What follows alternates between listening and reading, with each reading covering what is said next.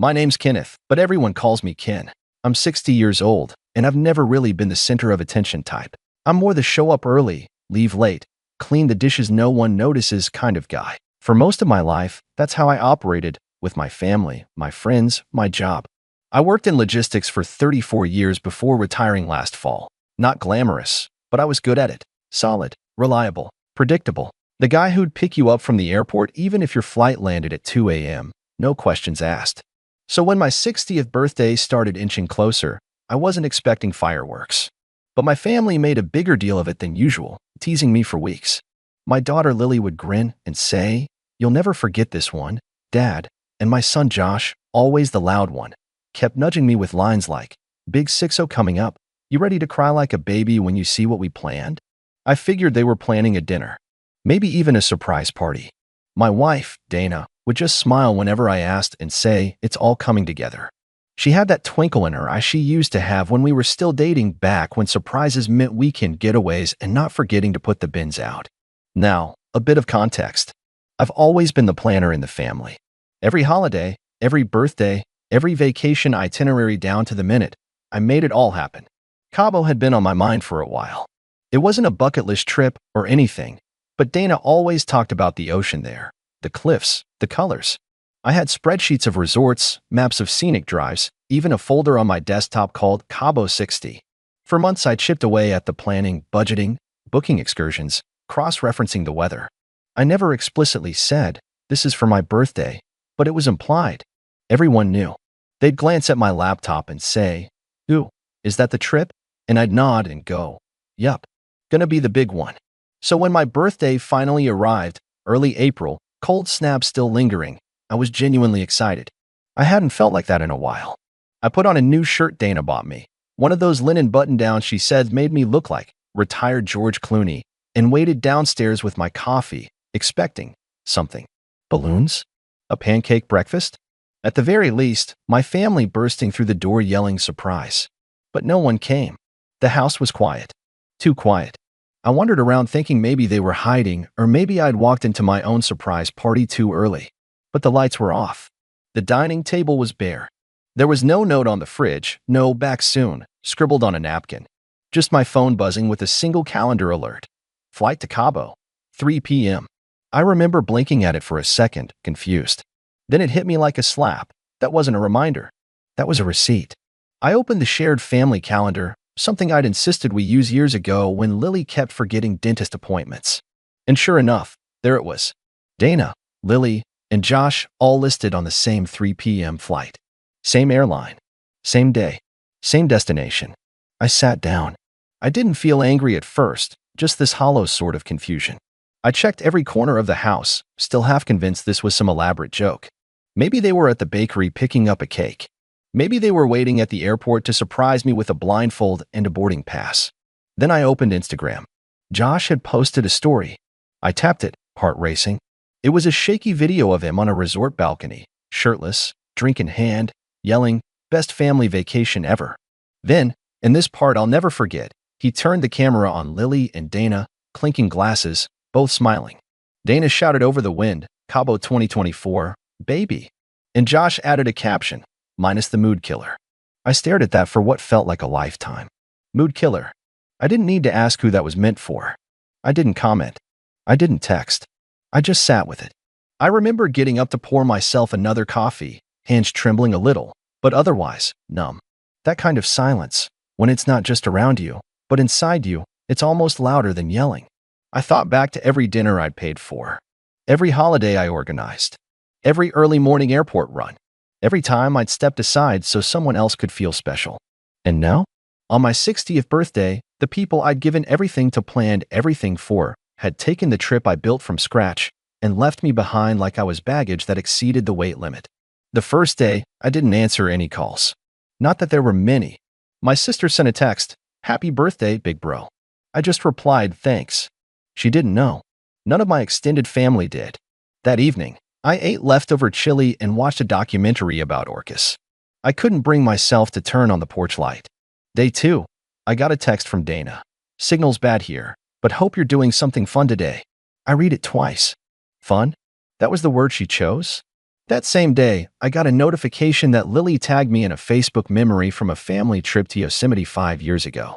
The caption read, "Wish you were here." I didn't react. Just let it fade. Day 3. Things shifted. It started with a missed call from Dana. Then another. Then a string of messages, first polite, then urgent. "Hey, can we talk? Please call when you get this. We didn't think you'd be so upset. Please. We need to fix this. Say something." That was the moment something inside me flipped. Not snapped, but flipped, like a switch I didn't even know was there. I stood in the middle of our living room, looking at the dusty decorations from last Christmas that no one ever helped me put away, and felt a strange calm wash over me. They wanted me to say something? I would, but not in the way they expected. And that was when I started planning again. I didn't respond to Dana's messages. Not yet. I needed time not just to cool off, but to think. That calm I felt on day 3? It wasn't peace. It was clarity. There's a difference. I wasn't interested in yelling or crying or playing the part of the wounded husband. That's what they expected. Some emotional outbursts they could label as overreacting. I've seen how they work. They push the boundaries, call it a joke, and if you react, suddenly you're the problem. But I had something better than an outburst. I had time, patience, and access to all the systems in our lives they never bothered learning because Ken always handles it. Over the years, I'd become the quiet engine behind our household. Finances, utilities, subscriptions, travel points, family accounts, cloud storage, even our smart home system. It was all in my name. Not to be controlling, just convenient. Dana always said she hated the tech stuff, and the kids, well, they barely noticed as long as Wi-Fi and Netflix worked. That night, I logged into our family cloud drive and opened the Cabo 60 folder. My itinerary, hotel confirmations, dinner reservations, excursion receipts, they were all there. I'd even mapped out the exact day and time for a private sailing trip along the coast, complete with snorkeling and a catered lunch. It was scheduled for tomorrow, 11 a.m. They'd be on that boat, clinking drinks, laughing, probably telling some warped version of the story, "Oh, Dad didn't really want to come," or "He would have just complained about his niece." I could practically hear Josh mimicking me with that stupid voice he always used when he was trying to be funny. I hope they've got orthopedic seating on this dinghy. They had no idea that every one of those reservations was under my name. I made a few quiet changes. First, I canceled the catamaran. Not just canceled it. I called the operator directly and asked for a refund under the reason, "Event no longer includes honored guest." She laughed politely and said she understood. Then, I logged into our joint travel card, still technically in my name, and paused it. Nothing dramatic. Just a quick freeze. Enough to make their next round of beachside cocktails bounce. The resort? Also booked with points from my account. All I had to do was transfer them out. Done in 30 seconds. I wasn't even angry. It felt like filing paperwork. That night, I moved into the guest bedroom. I didn't cry. I didn't drink. I just laid there, thinking. I thought about my father, how he used to say, being needed isn't the same as being appreciated. I used to brush that off, thinking he was just bitter. But now I got it. It's easy to feel important when people depend on you, but the second you stop offering, that's when you learn how invisible you really are. The next morning, day 4, I brewed my coffee and turned on the security cam notifications. Dana had asked me months ago to install smart cameras at the house.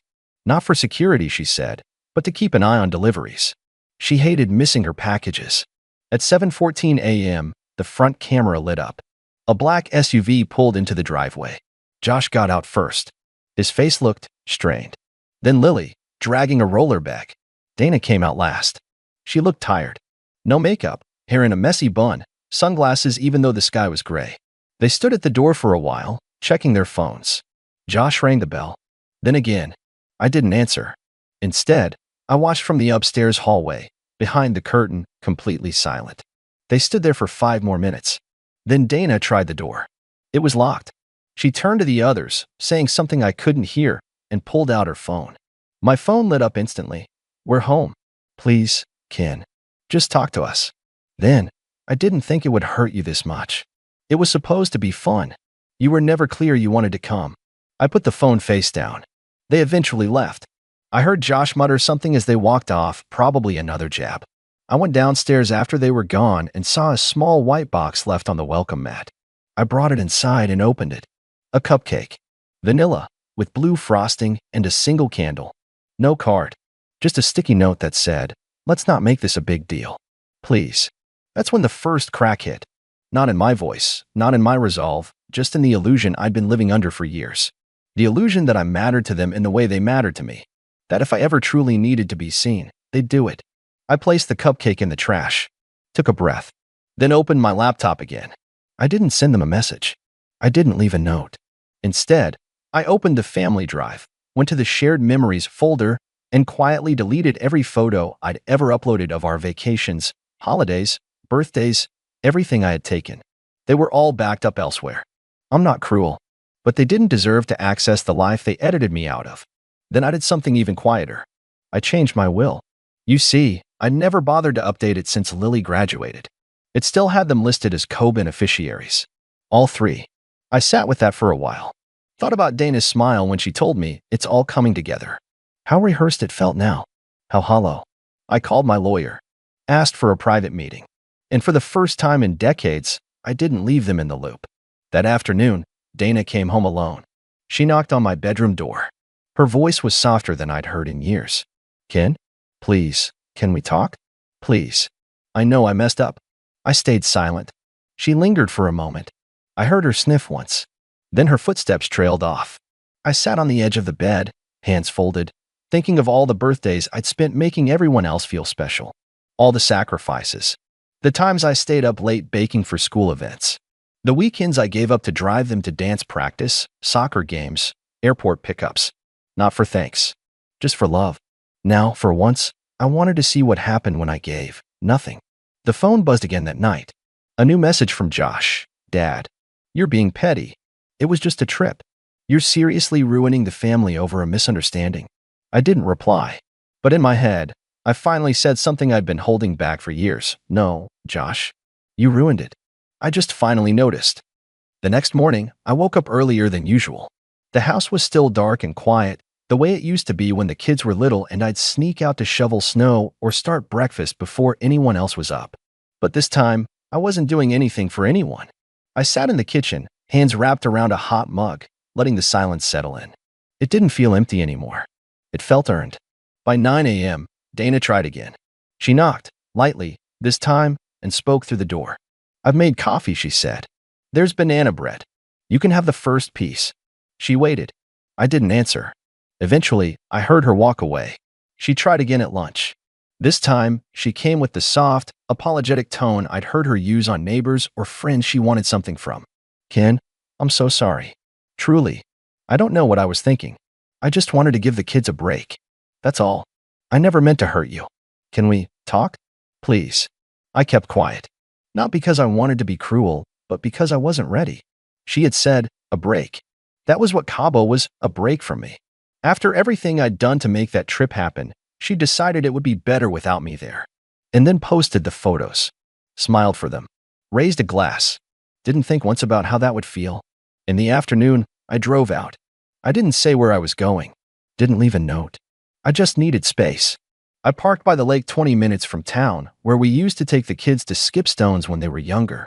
I sat on the same bench where I taught Lily to tie her shoelaces.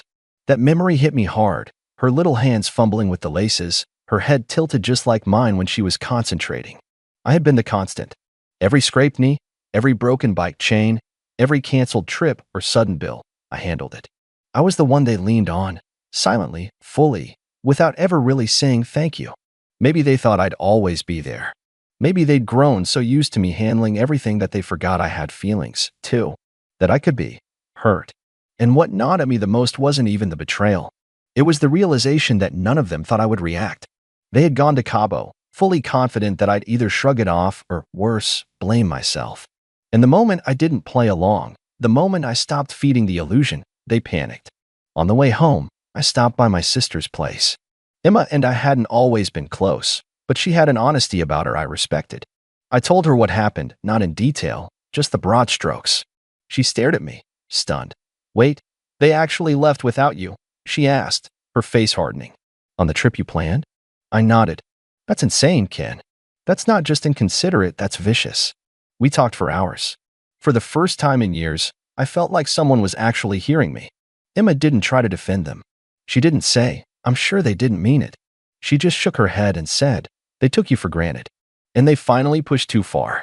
When I got home, it was past 10. The house was dark again. I walked in, dropped my keys, and noticed something new on the dining table. A handwritten letter. The envelope read, "Please read this, Ken." I didn't touch it. Instead, I went upstairs, took a shower, and lay down. I needed more than apologies. I needed a shift, something real. Not words, not tears, not banana bread and forced coffee chats. I needed them to understand who I was, what I'd given, and what they lost when they left me standing in an empty house on my 60th birthday, holding nothing but a calendar notification and a memory of a vacation I was never invited on. The next day, I opened the letter. It was 6 pages long.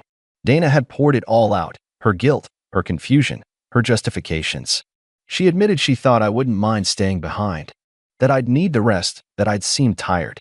She wrote about how the kids just wanted one last family trip before they started moving away, and she thought, maybe it'd be easier if it were just the 3 of us. Easier. That word stayed with me. She said I'd been so quiet lately, and she interpreted that as detachment, not burnout. She wrote that the kids still loved me, that they just didn't know how to show it, that they assumed I was okay with taking a backseat because that's the role I'd always played. She ended it with, "You've always been the strong one, Ken. But maybe we forgot that strength still feels pain." It was the first honest thing in 6 pages. Still, I didn't respond. Not yet. Because even though they were finally realizing something was broken, they hadn't seen the full weight of what they'd shattered. They thought they were dealing with a hurt feeling, a bruised ego.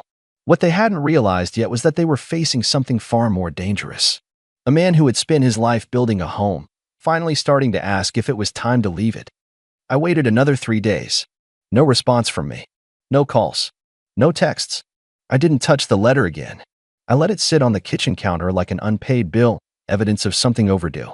Dana and the kids tiptoed around the house like it was a museum filled with fragile things. Josh had gone back to his apartment by then, but Lily stayed around, cooking small meals, offering me tea, trying to make herself useful. I didn't ignore her out of cruelty. I just wasn't ready to pretend. It wasn't about punishment. It was about making space for them to feel what I had felt, abandoned, forgotten, misjudged. On the 4th morning, Dana finally broke. I was sitting on the back porch drinking coffee, wrapped in a flannel even though the sun was out. She stepped outside, arms folded, eyes tired. "I can't take the silence anymore," she said quietly. "Ken, I know you're hurt. I know we messed up. But please, please talk to me." I didn't look at her right away. I just sipped my coffee, letting the warmth settle. Then I said, calmly, "You didn't just forget my birthday. You edited me out of my own life, out of my own family." She stepped closer. "It was one mistake." "No," I said, finally looking up. "It was the clearest mistake. But it wasn't the first. And I don't think it was accidental." She blinked, stunned. "What does that mean?" "It means," I said slowly, "that somewhere along the way, you all decided that I was just the guy who provides. Not the one who needs love, or attention, or even a seat at the table. Just the planner, the problem solver, the guy behind the camera." Dana opened her mouth, then closed it. She sat down on the step beside me. "I didn't mean for it to get like this." I believed her, but that didn't make it okay. Later that night, we had a full conversation. The kind we hadn't had in years. Raw. Long. No one stormed out. No one raised their voice. But the damage was laid out in the open like broken glass. I told her everything. The exhaustion. The feeling of being erased. The way they'd made a joke out of me being the mood killer when I'd spent months building that trip like it was the last thing I had left to offer. She cried. Not performatively. Not to win me back. Just quietly. I saw her throat catch when I said, "It's not that you left me out. It's that you never thought twice about it." The next weekend, I met with Josh and Lily together. They showed up late. Of course, some things don't change. They looked nervous, like I was going to disown them on the spot. "I owe you a real apology," Josh started, avoiding eye contact. "That post, it was a joke. A bad one. I didn't mean it like that." I nodded. "But you posted it anyway, and then toasted on a boat I planned." He flinched. Lily reached for my hand. "I didn't know what you were going through," she said. "But now I see it. You always gave. We just got used to it." "I'm so sorry, Dad." It wasn't a speech. It wasn't groveling. But it was something. "I don't want to be needed anymore," I told them. "I want to be wanted." They both nodded. Then I said the part I'd been holding in. I'm selling the house. Their faces froze. Wait, what? Lily said. I've been thinking about it for a while, I replied. This place, it's full of memories. But lately, it feels like a museum where I'm the only exhibit no one visits. I want something smaller. Somewhere new. Just for me. Josh looked down. But this is the house we grew up in. No, I said gently. This is the house I built. You just stopped seeing it. They didn't argue. I think they knew there was no convincing me this time. That was the difference. For the first time in years, they understood. My silence hadn't been passivity. It had been restraint. Within a month, I listed the house. Dana and I decided we needed time apart. She didn't beg me to stay. Maybe because she finally understood that the distance had started long before Cabo. I found a cottage by a lake. Nothing fancy. Just quiet. A porch that catches the sunset. A place where no one expects me to fix anything except the occasional loose floorboard. Lily visits sometimes. Brings me books, bakes bread, sits on the porch with me. She doesn't try to fix it. She just shows up. That means more than she knows. Josh hasn't come by yet, but he texts. Not long, rambling messages, just simple check-ins. How's the fishing? Watched a game today. Made me think of you. I don't need more than that. Not right now. As for Dana, we still talk. She's taking therapy seriously. She sends me voice memos sometimes, memories from before everything felt transactional. Some are hard to hear. Some make me smile.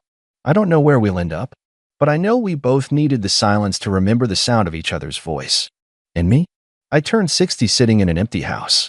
But in that silence, I found something I never knew I was missing: my own voice, my own space, my own worth. Now, every morning, I wake up to the sun bleeding over the lake. I brew my own coffee. No calendar reminders. No smart home alarms. Just me. The man who was once the engine behind a family that forgot how to look back, now finally learning to move forward on his own terms. And that, strangely enough, feels like the best gift I've ever given myself.